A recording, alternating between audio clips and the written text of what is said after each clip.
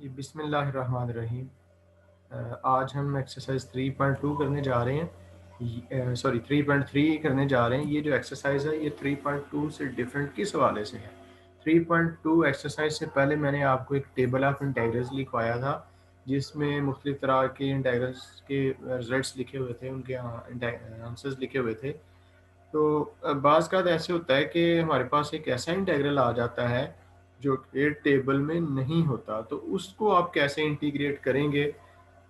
तो ये सीखने के लिए हम एक्सरसाइज 3.3 करने जा रहे हैं जिसमें एक्चुअली सिखाया ये जाएगा कि अगर कोई डायरेक्ट फार्मूले से, टेबल ऑफ इंटीग्रल्स के फार्मूले से क्वेश्चन सॉल्व नहीं हो रहा तो फिर आप और क्या ट्राई कर सकते हैं सो दैट कि हम उसको इंटीग्रेट कर सकें।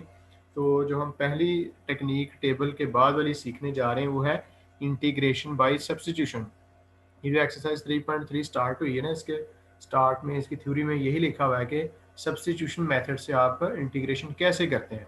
तो पहले हम जब भी इंटीग्रल हमारे पास आएगा, पेपर में क्वेश्चन होगा, तो आपको नहीं वो बताएगा कि कैसे इसको आप इंटीग्रेट करो, किस तरीके से करो, टेबल से करो या सब्स्टिट्यूशन से करो, या और भी तरीके हैं इसके जी, इंटीग्रेशन बाय पार्ट्स, या और जो हमारे पास अवेलेबल चीज़ें हैं। तो हमें ये स्टार्ट में जैसे आप कोशिश करें कि टेबल के मुताबिक इसको इंटीग्रेट करने की कोशिश करें, अगर नहीं है तो फिर सब्स्टिट्यूशन करें, अगर उससे भी नहीं हो रहा तो फिर आपने जो तीसरा हमारा हरबा होता है कि इंटीग्रेशन बाय सब्स्टिट्यूशन की जाए, वो सॉरी इंटीग्रेशन बाय पार्ट्स की जाए, तो वो ट्राई करनी है। सबसे पहले देखें, पहली टेक्निक क्या है कि आप जो टेबल लिखा हुआ था उसकी मदद लें। अगर टेबल की मदद से इंटीग्रल हल नहीं हो रहा तो फिर आपने सब्स्टिट्यूशन मेथड, जो कि अभी हम पढ़ने लगे हैं,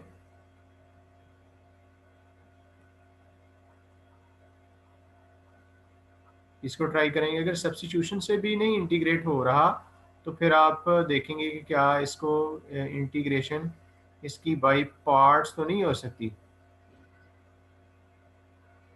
जो कि हम 3.4 एक्सरसाइज में पढ़ेंगे। और इसके अलावा दीगर और भी हमारे पास टैक्टिक्स हैं। तो सबसे पहले हम देखते हैं कि क्या ये टेबल की मदद से इंटीग्रेट किया जा सकता है इसको। तो आइए ज़रा कोशिश करें। देखो, मैंने आपको टेबल में एक बड़ा ही इम्पोर्टेंट इंटीग्रल आपको ये बताया कि जब कोई पावर वाली रकम हो और उस पावर वाली रकम के नीचे जो इसकी बेस है उसका साथ डेरिवेटिव भी मौजूद हो आपके पास, तो उसका इंटीग्रल होता है कि इस फंक्शन की पावर में 1 ऐड कर दें और उसी से डिवाइड कर दें। ये एक बहुत काम का इंटीग्रल हमने लिखा था। तो अब देखें ये जो, और एक ये इंटीग्रल लिखा था कि जब एक रकम नीचे हो, दूसरी रकम का ऊपर डेरिवेटिव हो, तो इसकी इंटीग्रेशन कैसे होती है कि आप ln लिखते हैं और जो नीचे वाली रकम है वो लिख देते हैं प्लस सी लिख देते हैं जी।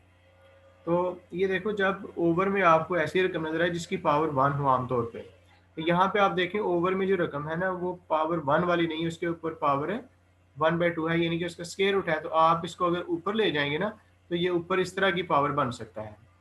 तो आप इसको ऐसे लिखें 4 माइनस एक्स स्केयर, और इसकी पावर ऊपर आके क्या बन गई, -1/2, और साथ में क्या है, -2x।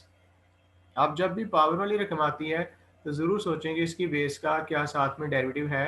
तो इसकी बेस है 4 माइनस एक्स स्केयर, इसका डेरिवेटिव मौजूद है, ये इस तरह की फॉर्म का इंटीग्रल बन गया ना। तो अब आप इसकी इंटीग्रेशन इस फार्मूले की मदद से कर सकते हैं, जिसमें क्या करना होता है कि आपने ये जो पावर वाली रकम है इसको उठाना है और इसकी पावर में 1 ऐड कर देना है जी। -1/2 में 1 ऐड करें तो ये 1/2 हो जाता है, और नीचे भी 1/2, और प्लस आप सी लिख देंगे। फर्दर अगर आप इसको सिंप्लीफाई करेंगे तो 1/2 पर जाके 2/1 बन गया। इसके अलावा ये आ गया जी 4 माइनस एक्स स्क्वायर, इसका अंडर रूट और प्लस सी, ये हमने इसको इंटीग्रेट कर दिया। ये तो टेबल की मदद से ही इंटीग्रेट हो गया, लेकिन आप एक कोशिश करें कि सब्स्टिट्यूशन जो है ना वो सीखनी स्टार्ट कर दें। हम इसको सब्स्टिट्यूशन से भी करने की कोशिश करते हैं, जिसको हम कहेंगे कि हम इसका जो अल्टरनेट वे है, यानी कि सब्स्टिट्यूशन मेथड से देखने जा रहे हैं इस इंटीग्रल को। उसमें क्या देखा जाता है, ये उसमें ये चीज़ देखी जाती है कि सोचना होता है जी गौर से कि इस इंटीग्रल में मुख्तलिफ पार्ट्स हैं। एक है जी -2x, एक है 4 माइनस एक्स स्क्वायर, ठीक है। तो अब आप इसमें ये थोड़ा सा सोचते हैं कि इस इंटीग्रल में ऐसी कौन सी रकम है कि जिसका डेरिवेटिव भी इसमें ही मौजूद है। और आमतौर पे जब फ्रैक्शन होता है तो हम नीचे वाली रकमों में से देखते हैं क्योंकि ऐसी रकम जिसका ऊपर वाली रकम डेरिवेटिव हो। तो देखो 4 माइनस एक्स स्क्वायर का जो अंडर रूट अगर आप शामिल करेंगे ना, ये थोड़ी सी मतलब समझने वाली और महारत की जो एक्सरसाइज है, थोड़ी सी आप करेंगे प्रैक्टिस तो फिर आपकी ग्रिप में आएगा।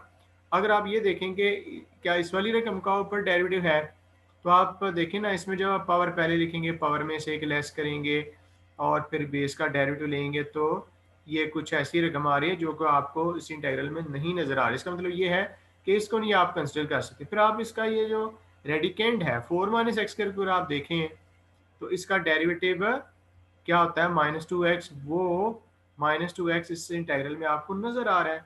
तो सब्स्टिट्यूशन में यही चीज़ देखी जाती है कि इस इंटीग्रल का ऐसा कौन सा हिस्सा है कि जिसका डेरिवेटिव भी इसमें मौजूद है। अगर आपको ऐसा मिल जाए जैसे कि मुझे मिला है 4 माइनस एक्स स्क्वायर, तो मैं इसी रकम को क्या करूँगा, लेट कर दूंगा 4 माइनस एक्स स्क्वायर को लेट कर दूंगा टी के इक्वल या थीटा के इक्वल या वाई के इक्वल, यानी एक नया वेरिएबल। सही है जी।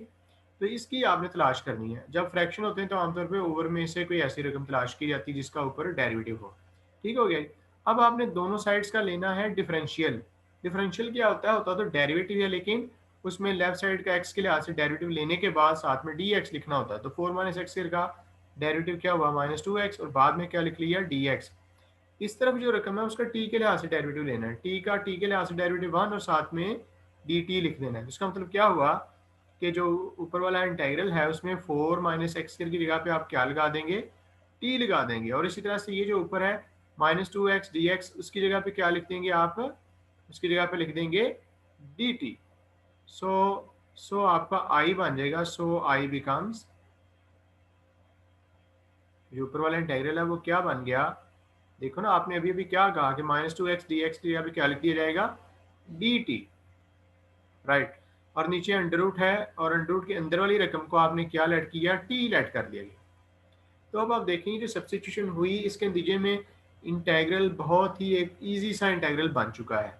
और लेकिन ये है अब t के लिहाज से, इसमें क्या करोगे, ये जो t की पावर 1/2 है इसको आप ऊपर ले आएंगे, ये बन जाएगा t की पावर -1/2 और dt। तो ये देखिए ना, जिस तरह से x की पावर के इंटीग्रल्स कैसे लेते हैं, इस तरह से t की पावर्स के इंटीग्रल क्या होंगे, t की जो भी पावर, आप t के लिहाज से इंटीग्रेशन है ना, इसकी पावर में 1 ऐड कर दें और उसी से डिवाइड भी कर दें, प्लस c, ये 1/2 पर जाके बन गया 2/1, और ये t का अंडर रूट प्लस c। इसमें आप क्या करेंगे, t की वैल्यू लगाएंगे और t की वैल्यू यही जो आपने फर्ज की हुई है 4 minus x square plus c. तो देखें इंटीग्रल हमने एक दूसरे तरीके से, जिसको आप कहते हैं कि सब्स्टिट्यूशन मेथड से भी निकाला है, आंसर वही आया जो कि डायरेक्ट तरीके से आया है। तो फिर ये यहाँ पे सवाल पैदा हुआ कि हमने इसको टेबल से जो कर लिया था, तो अब आप इसको इस तरीके से क्यों कर रहे हैं और ये नहीं करना चाहिए था। तो इसका जवाब ये है कि यहाँ पे तो ये क्वेश्चन दोनों तरीकों से हो रहा है, टेबल से भी हो रहा है और सब्स्टिट्यूशन से भी हो गया, लेकिन जब ऐसा इंटीग्रल आएगा जो कि टेबल से नहीं हो रहा, तो उसको तो आपको करना ही पड़ेगा ना सब्स्टिट्यूशन से। तो सब्स्टिट्यूशन एक आर्ट का नाम है, ये सीखने से ही आएगी। लिहाजा हम जितने भी क्वेश्चंस हैं उनको सब्स्टिट्यूशन से भी ट्राई करेंगे, जिसमें हम ये देखते हैं कि इंटीग्रल के अंदर एक ऐसी रकम हमें मिल जाए जिसका डेरिवेटिव भी साथ ही उसी इंटीग्रल में मौजूद हो। तो ऐसी रकम को आप टी के या थीटा के या किसी नए वेरिएबल के इक्वल ऐड करते हैं और दोनों साइड्स का डेरिवेटिव लेते हैं, और फिर असल इंटीग्रल जो कि एक्स की फॉर्म में था अब आप उसको टी की फॉर्म में चेंज करके लिखते हैं। जब टी की फॉर्म में चेंज करके लिखा तो ये जो नया इंटीग्रल बना वो बहुत ही एक इजी सा इंटीग्रल है, छोटा सा इंटीग्रल है। देखें ना, ये जो इस ये तो साथ इससे इंटीग्रेशन है, इसके मुकाबले में इस असल क्वेश्चन की इंटीग्रेशन थोड़ी सी मुश्किल नज़र आ रही थी। तो सब्स्टिट्यूशन ने हमारे इंटीग्रल को, जो कि एक मुश्किल इंटीग्रल था, उसको एक ईजी इंटीग्रल में चेंज कर दिया नए वेरिएबल के साथ। उसको आपने नए वेरिएबल के साथ इंटीग्रेट किया और आखिर में जाके जो आपने लेट किया था उसमें पुट करके फाइनल आंसर आपने उसी तरह से एक्स की फॉर्म में देना है। तो ये बेसिक चीज़ है जिसको आज आप इस एक्सरसाइज में सीखेंगे। देखिए अभी मैं यहाँ पे आपको एक चीज़ बताना चाहता हूँ। टेबल ऑफ इंटीग्रल में एक इंटीग्रल ये लिखा हुआ है कि 1/a² प्लस x², इसका इंटीग्रल होता है 1/a tan inverse x/a plus c। ठीक है, इसी तरह से उसमें और भी तरह के इंटीग्रल्स हैं, अब ये सिमिलर किस्म के हैं। तो ये जो a² माइनस x² का जब अंडर रूट था dx, इसका इंटीग्रल लिखा हुआ था साइन इनवर्स एक्स ओवर ए। ठीक है, इसी तरह से ये एक और ये था कि x into x square minus a square, ये एक जैसे इंटीग्रल्स थे। इसका इंटीग्रल था 1/a secant inverse x over a plus c, और इसी तरह से वो साइन हाइपरबोलिक इनवर्स वाला भी था, और ये जो था a square plus x square, इसका अंडर रूट डी एक्स, तो ये था sine hyperbolic inverse x over a इसका इंटीग्रल। और इसी तरह से ये लास्ट पे था कि x square minus a square, इसका इंटीग्रल था क्या था, cos hyperbolic inverse x over a. तो टेबल पे भी मेहनत करें। ठीक है, ओके। ये जो मैं बताना ये चाह रहा हूँ कि ये जितने भी फार्मूले हैं ना, इसमें अगर एक्स की जगह पे कोई लीनियर रकम आ जाए, देखो ना, एक्स की जगह पे कोई लीनियर रकम आना चाहे तो क्या होगी, जैसे 2x+3, एक्स की जगह पे ये आ सकता है जी x+7। अब ये एक्स और ये लीनियर रकम है, तो वो फार्मूले उसको डिस्टर्ब नहीं करते। मिसाल के तौर पर जो पहला फार्मूला है ना, वो ए स्केयर प्लस एक्स स्केयर है। अब मैं एक्स की जगह पे अगर ये लिखना चाहूँ 2x+3 का स्केयर, तो ये फार्मूला उसी तरीके से ही एप्लीकेबल होगा, यानी कि इसका इंटीग्रल क्या होगा, 1/a tan इनवर्स। आप जो लीनियर रकम आपने लिखी है एक्स वाली, वो लिखी जाएगी, एक्स की जगह पे क्या आ चुका है 2x+3/a। ठीक है, लेकिन इसमें जो जब भी एक्स की जगह पे कोई लीनियर रकम आए, तो उसमें जो एक्स का कोएफिशिएंट होता है ना, वो ज़रूर आपने एंड पे जाके डिवाइड करना होता है। इस चीज़ को आप जहन में रखें और इस क्वेश्चन की तरफ आएँ। ये जो नीचे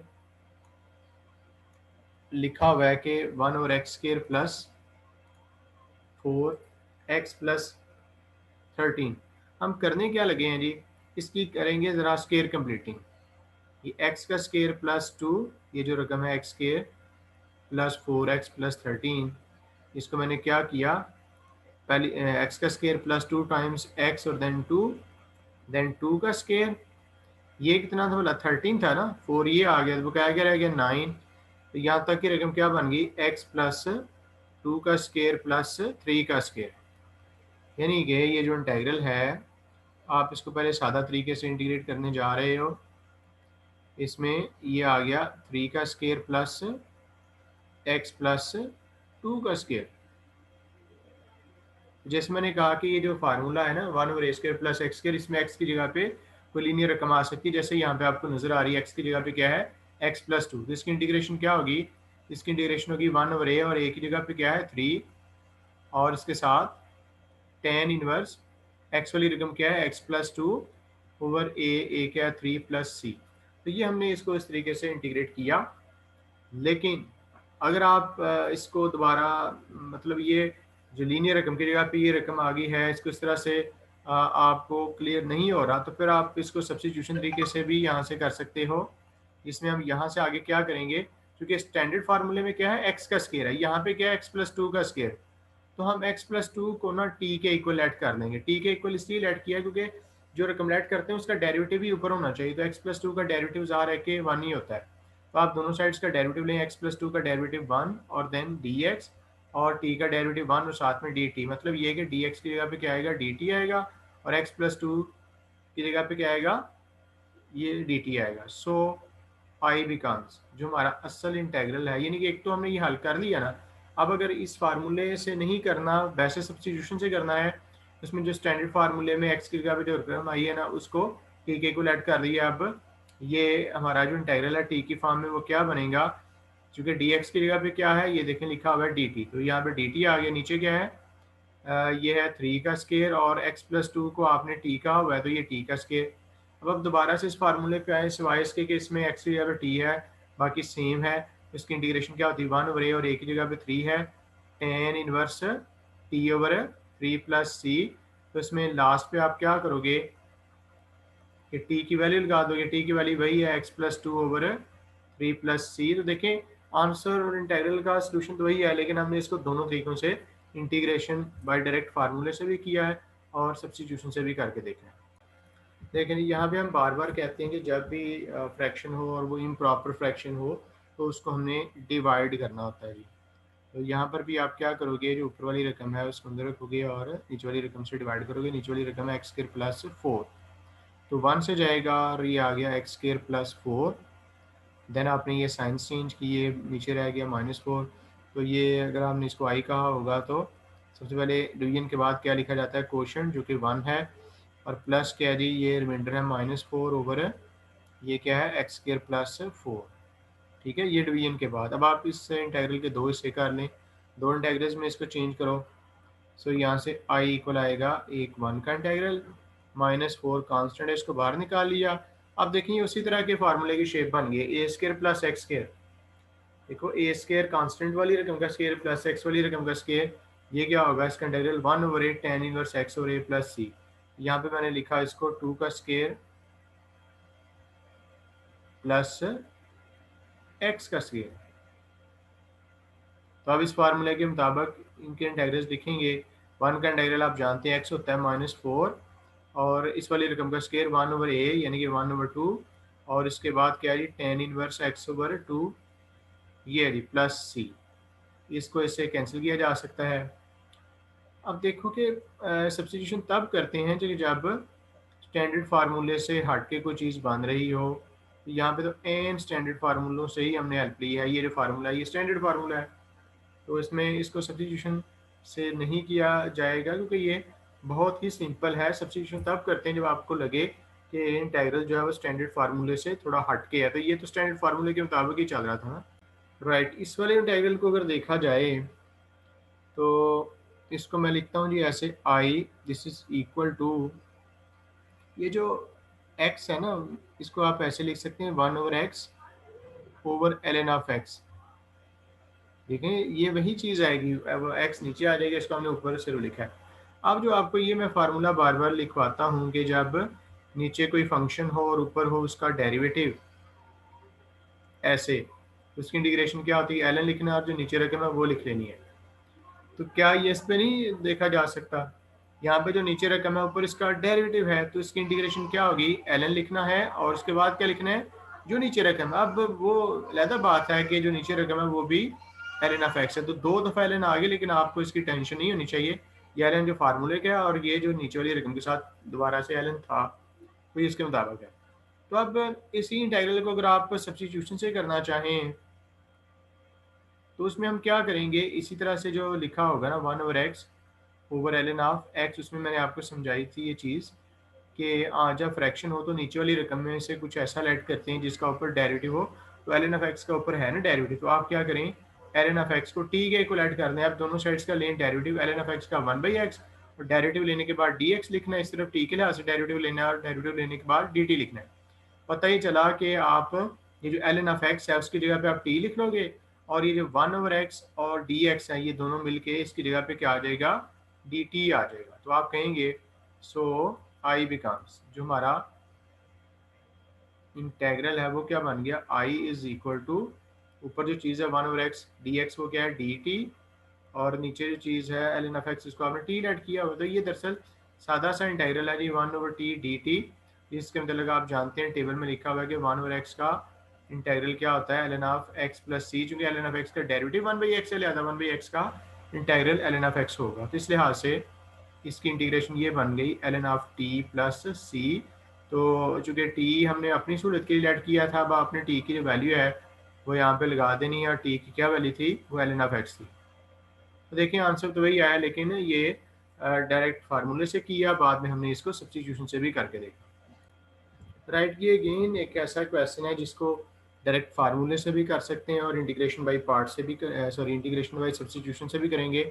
देखो इसको आप इंटीग्रल्स को मैं ऑलवेज आई के इक्वल ऐड करता हूँ जी, ई की पावर एक्स ओवर ई की पावर एक्स प्लस 3। इसमें जो अभी अभी हमने फार्मूला यहाँ पे लिखा था कि जब नीचे रकम कोई एक हो और ऊपर हो उसका डेरिवेटिव और उसकी इंटीग्रेशन करनी है तो वो क्या होती है, ln लिखना है, और जो नीचे वाली रकम है वो लिखनी है। यहाँ पर भी फ्रैक्शन है ना, इसमें नीचे वाली रकम का डेरिवेटिव आप चेक करो क्या आता है, ई की पावर एक्स प्लस 3 का, तो ई की पावर एक्स का तो हो गया ई की पावर एक्स ही, और 3 का 0। तो ये जो नीचे वाली रकम का डेरिवेटिव है वो ऊपर मौजूद है। तो जब इस तरह की फॉर्म हो, फ्रैक्शन हो, नीचे वाली रकम का ऊपर डेरिवेटिव हो, तो उसकी इंटीग्रेशन क्या होती है, ln लिखना है, और जो नीचे वाली रकम है वो लिख देनी है, यानी कि ई की पावर एक्स प्लस 3।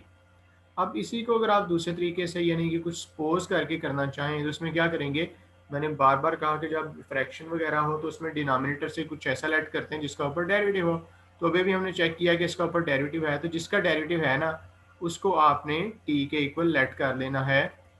टी के इक्वल ये थीटा या वाई जिसके मर्जी आप इक्वल नया वेरिएबल ले आए। अब आपने दोनों साइड्स का डेरिवेटिव लेना है। इस साइड पे एक्स के लिहाज से डेरिवेटिव, एक्स के लिहाज से लेफ्ट साइड का डेरिवेटिव आपने ऊपर देखा भी है, इक्वल एक्स और डेरिवेटिव लेने के बाद डी एक्स लिख देना है। और इस तरफ टी का टी के लिहाज से डेरिवेटिव लेके जो कि 1 आएगा और बाद में डी टी लिख देना है। अब करेंगे क्या कि ऊपर वाले इंटेग्रल में जिधर ई की पावर एक्स प्लस 3 है ना वहाँ पे ये जो नीचे है टी लिख लेंगे, और जो ई की पावर एक्स डी एक्स है ना उसकी जगह पे क्या आ जाएगा, डी टी आ जाएगा। तो आप कहेंगे सो आई बिकम्स,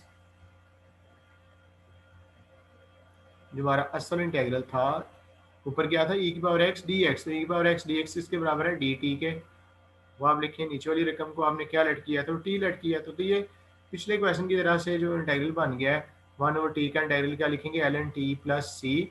और आखिरी काम जो इसमें आपने करना है वो टी की वैल्यू लगानी है। टी की वैल्यू क्या थी, ई की पावर एक्स प्लस 3 और प्लस सी। तो ये भी दोबारा से आंसर तो वही है, लेकिन ये टेबल से भी हो गया और सब्स्टिट्यूशन से भी कर दिया गया। राइट, देखें जी इसमें भी एक पावर वाली रकम है, लेकिन पावर नीचे है। आपको फार्मूले में याद है कि पावर इस तरह से होनी चाहिए ना, एफ ऑफ एक्स की पावर एन और इसकी बेस का डेरिवेटिव, तो फिर इसकी इंटीग्रेशन अवेलेबल है। तो क्या इसकी इंटीग्रेशन के इस पावर वाली रकम की पावर में 1 का इजाफा कर दिया जाए और उसी पावर से डिवाइड कर दिया जाए प्लस सी। तो ये जो पावर वाली रकम है नीचे है, इसको ऊपर ले जाएं। ये जो फार्मूला तब लगता है जब नीचे वाली रकम की पावर 1 हो। तो यहाँ पे 1/2 है, इसको ऊपर लेके जाएं तो ये इस वाली फॉर्म में आ जाएगी। फिर आप चेक कीजिएगा कि ये जो पावर है उसकी जो बेस है उसका डेरिवेटिव साथ में मिल सकता है या नहीं मिल सकता। ठीक है, आइए इसको स्टार्ट करें, इसको ऊपर ले जाएं। Sorry, x square plus 2bx plus c, ऊपर जाके इसकी पावर बन गई -1/2, और ऊपर क्या था x प्लस बी पहले से ही है, और dx। अब ये पावर वाली रकम आ गई इस तरह की है। अब इसकी बेस का ज़रा डेरिवेटिव तो देखो, इसकी बेस क्या है, इसकी बेस है x square plus 2bx plus c. तो ज़रा लिखवाएं इसका डेरिवेटिव क्या हो गया, एक्स स्क्वायर का 2x, 2bx का 2b और c का 0। तो ये डेरिवेटिव होना चाहिए था। यहाँ पे ये तो नहीं है, ये है x प्लस बी। यहाँ पे जो चीज़ नहीं है इनके साथ, टू है। टू चूँकि कांस्टेंट है, तो अगर हम चाहें तो यहाँ पे 2 से नीचे डिवाइड कर दें और 2 से अंदर मल्टीप्लाई कर दें। ऐसा करने से क्या होगा कि जो पावर के नीचे वाली रकम का डेरिवेटिव होना चाहिए था वो अब बन सकता है यहाँ पे ऐसे करने से। तो आपने कोशिश करना है कि या तो पावर की जो बेस है उसका डेरिवेटिव हो या डेरिवेटिव बनाया जा सकता हो। तो बनाया कैसे जाएगा कि अगर इसमें कॉन्स्टेंट्स की कुछ कमी पेशी है तो वो डिवाइड और मल्टीप्लाई करके कर सकते हैं। अब देखें ये इस तरह की पावर वाली रकम है और इसकी पावर के नीचे जो बेस है उसका डेरिवेटिव मौजूद है। तो उसकी इंटीग्रेशन फिर कैसे करेंगे, आप पावर वाली रकम की पावर में 1 ऐड कर देंगे, ऐसे 2bx प्लस सी, और ये जो पावर वाली रकम थी उसकी पावर थी -1/2, इसमें 1 ऐड किया तो ये +1/2 हो गया। नीचे भी 1/2 प्लस का और प्लस आपने, देखिए सी पहले से लिखा हुआ, आप बेशक इसको सी डैश कहेंगे ना उससे डिफरेंट करने के लिए। 1/2 से कट गया और फिर ये इसकी इंटीग्रेशन हुई x square plus 2bx plus c, और इसका इंटेग्रल प्लस सी डैश। अब इसी को अगर आप दूसरे तरीके से करना चाहें, यानी कि सब्स्टिट्यूशन से, तो सब्स्टिट्यूशन में यही चीज़ जो मैं आपसे कह रहा हूँ कि इस इंटेग्रल के पार्ट, ऐसा पार्ट देखें जिसका डेरिवेटिव भी हो। जैसे आप देख रहे हैं ना कि नीचे जो पावर के अंदर वाली रकम है इसका ऊपर डेरिवेटिव बन सकता है। बन इस लिहाज से सकता है कि ये मुकम्मल तो नहीं है, लेकिन उसमें जो कांस्टेंट है वही सिर्फ काम ज़्यादा है ना, तो आप उसकी कमी पेशी को पूरा कर सकते हैं। आपने यहाँ पे जो समझते हैं ना नीचे वाली रकम की जो बेस है उसका डेरिवेटिव पर बन सकता है, वो आपने किसके इक्वल ऐड कर लिया, टी के इक्वल ऐड कर लिया। अब आपने दोनों साइड्स का डेरिवेटिव लेना है, जैसे पहले भी लिया 2x प्लस 2b, और डेरिवेटिव लेने के बाद आपने लगाना है dx। इस तरफ टी के लास्ट डेरिवेटिव लेके बाद में लगाना है dt। टी का डेरिवेटिव 1 होता है। अब आप देखें कि ये रकम तो इसकी जगह पे टी आ गया, लेकिन अब आपने ये ऊपर वाली रकम देखनी है कि ये यहाँ पे किसके बराबर होगी। इसमें देखें 2x प्लस 2b है, उसमें सिर्फ x प्लस b है। तो आप क्या करेंगे, यहाँ से 2 कॉमन ले लें और उसको दूसरी तरफ ले जाएं, क्योंकि हमें क्या चाहिए, x प्लस बी चाहिए, क्योंकि हमारे इंटेग्रल में ऊपर यही है। तो ये उस तरफ जाके बन गया 1/2 dt। सो हमारा जो इंटेग्रल है वो अब क्या बन गया, ऊपर जो X plus B into D x है ना, वो किसके इक्वल आ गया, वो आ गया 1/2 डी टी के। और नीचे क्या है, ये रकम है, और इसको आपने क्या लेट किया हुआ, टी, और टी की पावर कितनी आई, 1/2। ओके, अब आप फर्दर क्या करें, ये 1/2 बाहर लिख लें और इसको ऊपर ले जाएंगे ना, टी की पावर हो जाएगी -1/2 डी टी। अब ये सादा सा इंटेग्रल है, बआसानी आप इसको इंटीग्रेट कर सकते हैं। इसकी पावर में 1 ऐड करना है और उसी पावर से डिवाइड कर देना है, प्लस सी डैश लिखना है। तो ये इससे कट गया। अब आपने यहाँ पे टी का अंडर रूट है ना, टी की वैल्यू लिखनी है कि वो है x square plus 2bx plus C plus C dash. तो ये इंटेग्रल तो वही है, लेकिन दोनों तरीक़ों से हो गया, डायरेक्ट और सब्स्टिट्यूशन से भी। ओके जी, नेक्स्ट हमारे पास ये इंटेग्रल है। इसको सॉल्व कैसे करेंगे कि अगर आप इसको आई के इक्वल लेट कर लें, आई के इक्वल इसको लेट कर लें, तो ये बन गया क्या, सीकेंड स्केयर, सॉरी एक्स है, सीकेंड square x over ten x D x.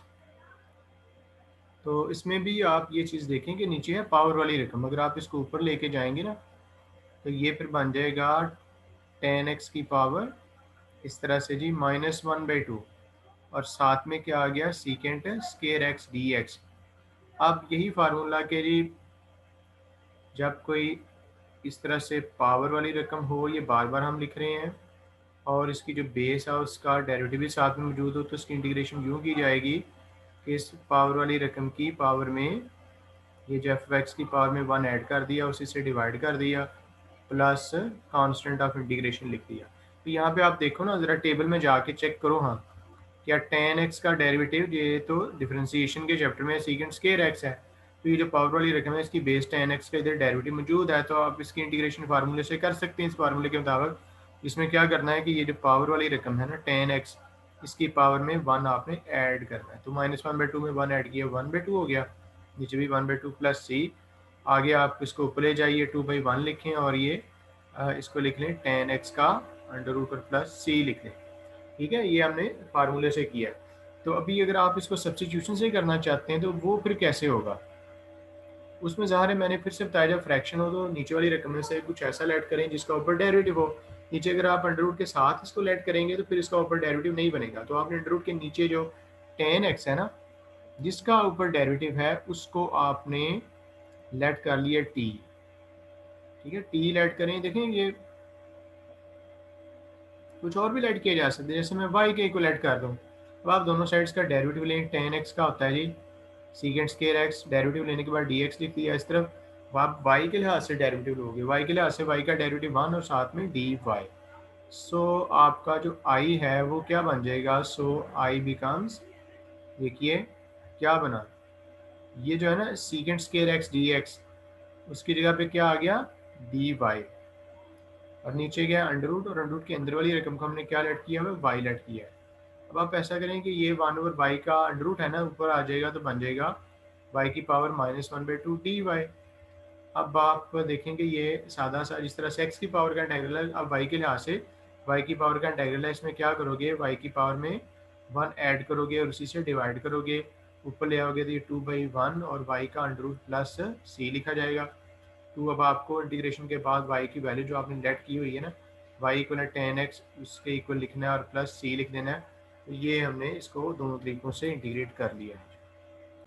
Okay जी, यहाँ पे आके इस क्वेश्चन पे जो है ना वो हम ये देखेंगे कि पहले जो 7 तक के क्वेश्चन थे उसमें जो इंटीग्रल था वो दोनों तरीक़ों से सॉल्व हो रहा था, टेबल की मदद से भी हो रहा था और सब्स्टिट्यूशन करके भी। लेकिन ये जो क्वेश्चन है, जैसे मैंने आपको बताया, ये सब्स्टिट्यूशन की हमें प्रैक्टिस करनी ही पड़ेगी, क्योंकि ऐसे सवाल आ जाएंगे जो कि सिर्फ सब्स्टिट्यूशन से होते हैं, टेबल की मदद से नहीं होते।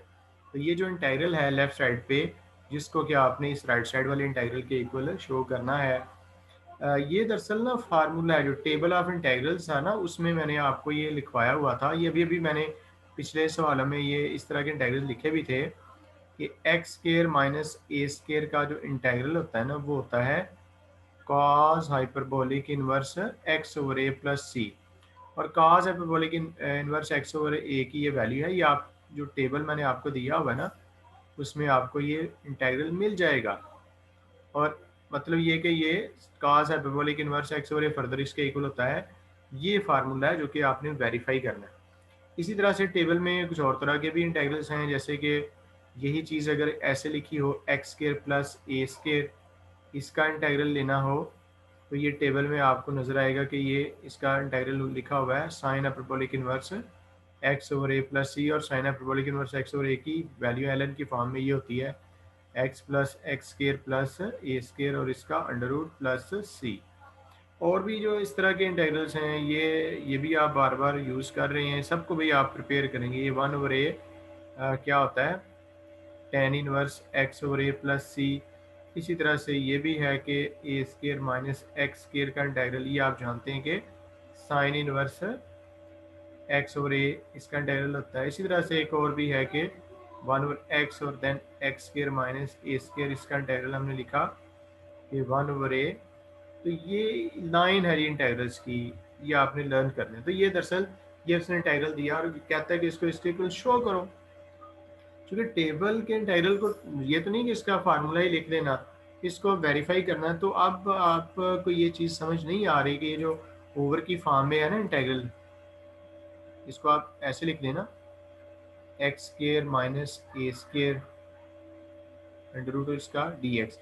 अब यहाँ पे फ्रैक्शन तो आ गया, लेकिन अंडर रूट के जो नीचे रकम है ना, उसका ऊपर डेरिवेटिव नहीं है, क्योंकि x square minus a square का जो डेरिवेटिव है वो 2x होता है। ऊपर तो 2 तो आ सकता है, x नहीं आ सकता। तो इस तरह के केसेस में क्या करना होता है कि हमें कुछ रट्टा लगाना है कि अगर इस टाइप की रकम आपको इंटीग्रल में लगे और आपका माइंड बंद हो गया हो कि मैंने क्या सपोज करना है, तो आपने क्या पुट कर देना है, x equal to A sine theta put कर देना है। ठीक है, अगर इस तरह की रकम हो कि एक्स स्क्वायर पहले और ए स्क्वायर बाद में हो, तो इस सूरत में आपने जो सब्स्टिट्यूशन करनी है वो रटी रटाई है कि ये X equal to A secant theta let करना है। इसी तरह से अगर इस तरह की रकम आ जाए कि a square plus x square या x square plus a square, तो इस सूरत में आपने क्या सपोज करना है, x equal to a tan theta. ये तीन चीज़ें मैंने आपको बता दी।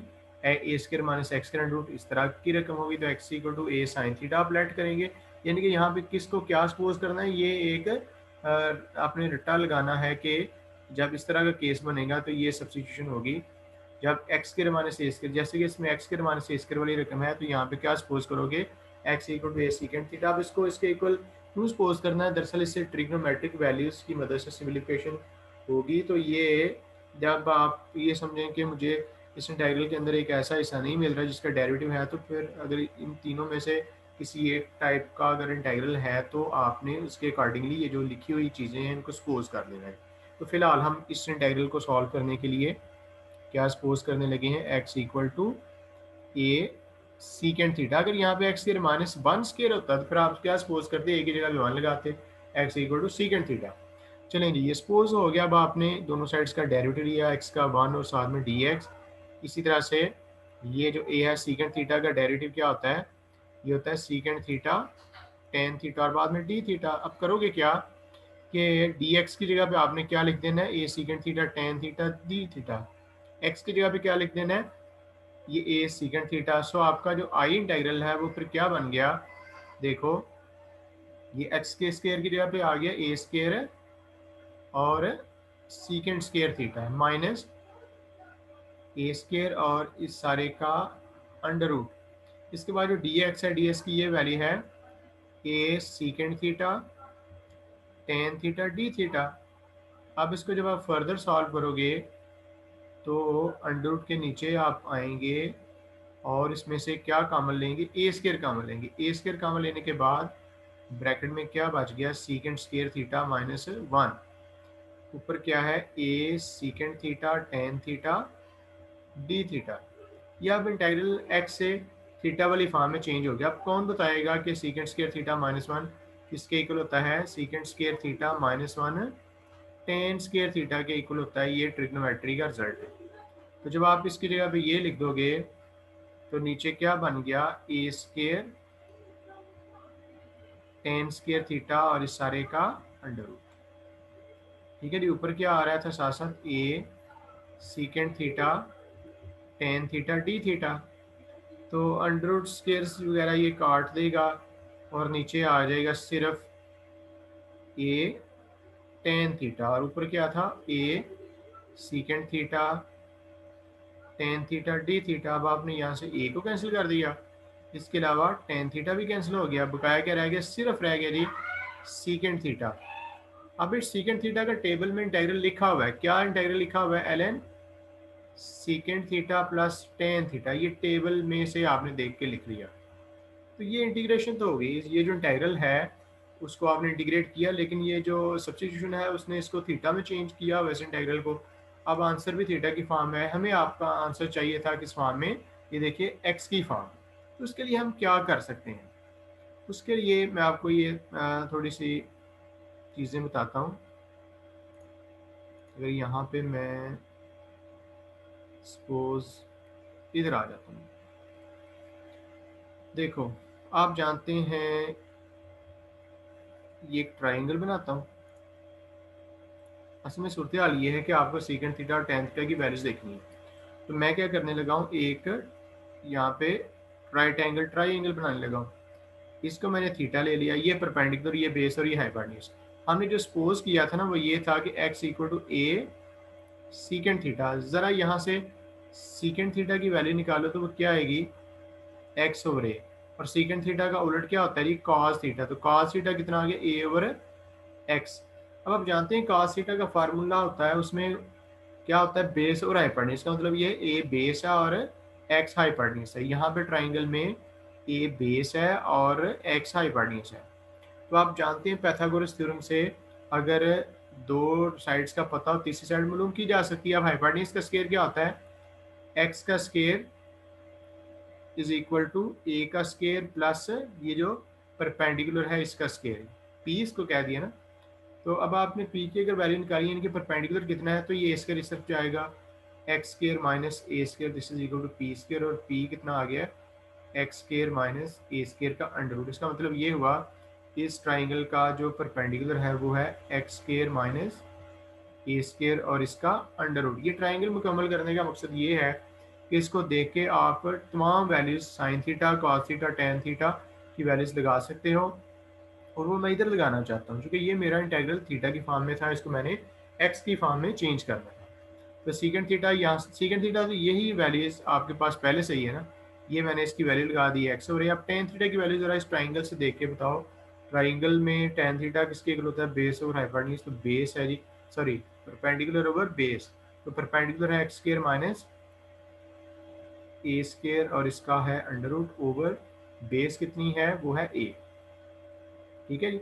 अब आप दोनों के डिनोमिनेटर सेम है ना, तो एलसीएम ले लिया जाएगा और एलसीएम के बाद आएगा एक्स स्क्वायर माइनस ए स्क्वायर का अंडर रूट, नीचे आ गया ए और प्लस आपने लिख लिया सी। अब ये लॉ के सामने दो रकमें डिवाइड हो रही हैं, तो आप जानते हैं L N A over B क्या होता है, L N A minus L N B. इसको आप लॉ की प्रॉपर्टी के मुताबिक क्या लिखेंगे, एल एन ऊपर वाली रकम लिखेंगे x square minus A square minus L N a plus c. अब देखो सी भी एक कांस्टेंट है, एल एन ए भी एक कांस्टेंट है, इन दोनों को आप कह लें कि ये इन दो कांस्टेंट का सम कोई एक तीसरा कांस्टेंट आ जाएगा। तो ये चीज़ वही लिखी और प्लस मैंने इसको सी डैश कर दिया। तो ये जो इंटेग्रल था हमने लेके आना था, जो कि इस तरह की लॉन्ग सब्स्टिट्यूशन के नतीजे में हमने प्रूव कर लिया है। और ये इंटेग्रल टेबल में भी मौजूद है, इसको आप डायरेक्ट भी यूज़ कर सकते हैं, लेकिन यहाँ पे इसका प्रूफ था। तो मैंने आपको यहाँ पे नई चीज़ क्या बताई कि जब आपको नहीं पता चल रहा कि इंटेग्रल में ऐसा कौन सा पार्ट है जिसका डेरिवेटिव भी मौजूद है, और अगर वो इंटेग्रल इन तीन टाइप्स में से किसी एक टाइप का हो, a square minus x square इस टाइप का, तो आपने x equal to A sine theta suppose करना है। अगर एक्स स्क्वायर माइनस ए स्क्वायर की टाइप का होगा तो आपने x equal to A secant theta. और इस तरह से अगर इस टाइप का होगा a square plus x square under root की अंडर रूट हो या ना हो, तो आपने x equal to a tan theta suppose करना है और देन दोनों साइड्स के डेरिवेटिव और वो सेम जो सब्स्टिट्यूशन का प्रोसेस है वो कंप्लीट करना है। जी स्टूडेंट्स, ये जो इंटेग्रल है ये भी टेबल में मौजूद है, लेकिन ये बड़ी मुश्किल से याद होता है। तो इसको भी इंटीग्रेट करके इस राइट साइड के इक्वल लाना है आपने। किसको इंटीग्रेट करना है, ए स्क्वायर माइनस एक्स स्क्वायर के अंडर रूट को। तो ये भी इसमें भी आपको ये चीज़ जो मैंने शुरू में ही बता दी कि रेडीमेड सब्स्टिट्यूशन करनी है, ये आपको नज़र आ रहा है ना, a square minus x square under root वाली रकम हो तो आपने क्या सपोज करना है, ए साइन थीटा। पहले जो हमने पिछला पार्ट किया उसमें जो रकम थी वो इस टाइप की थी ना, एक्स स्क्वायर माइनस ए स्क्वायर का अंडर रूट, तो उसमें आपने x equal to A secant theta suppose किया था। अब जो इस टाइप की रकम आ गई है तो हम क्या सपोज करने जा रहे हैं, X equal to A sine theta.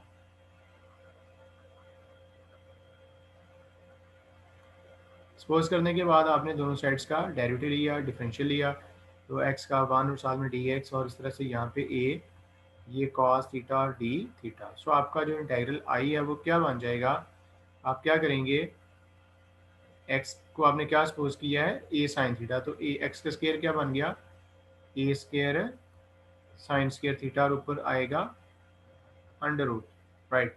इसके बाद ये dx है, dx की वैल्यू ये है a cos theta d theta, right. अब आपको इस अंडर रूट के अंदर आना है और इसमें से ए स्क्वायर कॉमन लेना है, कॉमन लेने के बाद ये आ जाता है 1 माइनस साइन स्क्वायर थीटा और सारे का ऊपर अंडर रूट और साथ में आखिर में ए कॉस थीटा डी थीटा है। ओके, आप जानते हैं ट्रिग्नोमेट्री के हवाले से कि ये 1 माइनस साइन स्क्वायर थीटा क्या होता है, ये होता है कॉस स्क्वायर थीटा और ऊपर क्या है इसका अंडर रूट है, और इसके साथ क्या लिखा हुआ है, a cos theta d theta, right. Under root लेने पर ये स्केल्स कट जाएंगे, क्या बन जाएगा, ए कॉस थीटा और यहाँ पर भी क्या है, a cos theta d theta. अब ए और ए बन गया, ए का स्केयर और कांस्टेंट है तो इसको आपने इंटीग्रल से बाहर निकाल लिया। कॉस थीटा और कॉस थीटा क्या बन गए, कॉस स्केयर थीटा। अब आपको 3.2 एक्सरसाइज में मैंने साइन स्केयर थीटा या साइन स्केयर एक्स का इंटीग्रल लेना सिखाया था हाफ एंगल फार्मूले की मदद से। यहाँ पे यानी कि साइन स्केयर और कॉस स्केयर का इंटीग्रल नहीं होता, लेकिन आप इसको अगर पहले हाफ एंगल की फॉर्म में लिखें इसको 1 प्लस कॉज 2 थीटा, ये हाफ एंगल फार्मूलों की मदद से जो मैंने 3.2 में बताए थे ये लिख लिया, ठीक है। अब आप ये 2 को बाहर ले जाएं, ऐसे लिखें a square over 2 then 1 plus cos 2 theta d theta. अब इसकी इंटीग्रेशन हम कर सकते हैं, कैसे करेंगे, ए स्केयर ओवर 2 लिखा, इसके बाद बताएंगे 1 का इंटीग्रल थीटा के लिहाज से क्या लिखूं, थीटा लिख देता हूं। अब cos 2 थीटा का इंटीग्रल क्या होगा, ये होगा sin 2 थीटा और इसमें जो थीटा का कोएफिशिएंट है वो नीचे डिवाइड होगा और प्लस c लिखा जाएगा। अब आप क्या करेंगे, ए स्क्वायर ओवर 2 को अंदर वाली रकम से डिवाइड कर दें, बन गया a square over 2 theta plus ये आ गया ए स्क्वायर ओवर 4, ठीक है, और साइन 2 थीटा। अब कौन बताएगा कि साइन 2 थीटा के इक्वल किसके इक्वल होता है, साइन 2 थीटा इक्वल होता है 2 साइन थीटा कॉस थीटा के इक्वल।